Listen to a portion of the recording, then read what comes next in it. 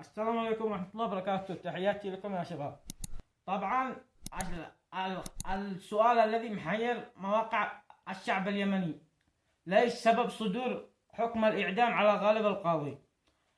سبب صدر حكم الإعدام على غالب القاضي القضية الذي فعلها قبل سنتين حق الامرأة الذي تزوجها تزوير، زور العقد وهذا وتزوجها، بعدين دروا أهلها إنه التزوير مدري كيف. المهم أنا ما أجرب القضية كامل، إنه يعني تزوجها ودربها أهلها وقتلوا إنه مدري انتحارات ما عدلتش.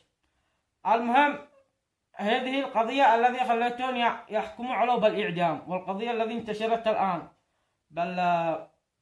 بالاستغلال حق المكلف هذه اللي انتشرت الآن قريبا، هذا هو اللي خلاهم يصدروا عليه. يعني كثرت الجرائم حق غالب القاضي.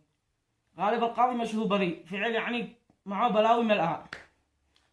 فأنا أشتي أوجه رسالة الحكومة، يعني هذه اللي القاضي هذا اللي صدر بحكم الإعدام، كيف تصدر حكم إعدام والمتهم مهلوش؟ ضروري يعني جلسات. أنا ما بين دافعش على غالب القاضي، غالب القاضي يعني متهم معه بلاوي ملآن، ولكن ضروري جلسات. أنا من حين أعرف نفسي إنه المتهم ضروري يكون في له جلسات، في له محامين، ما يطلع الحكم إلا بعد سنتين أقل حاجة.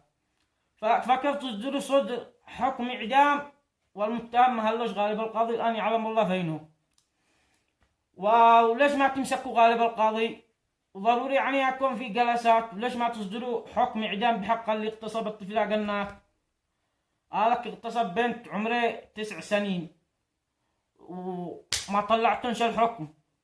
زي ما طلعتن حكم على غالب القاضي تطلعوا على اللي اغتصبوا البنات. هذا لازم يعني قضية هذه قضية واضحة حق جنات، مش إعدام كذا صدر يعني يقرح بإعدام. وغالب القاضي سلم نفسك قبل ما يعمل لك، يعني قبل ما يعدموك. أين استهرب؟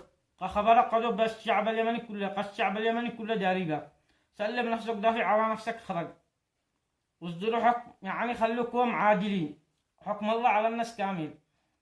وتحياتي واشواقي، هذا اللي حبيت اوصله، والسلام عليكم ورحمه الله وبركاته. اشترك بالقناه، تحياتي لكم.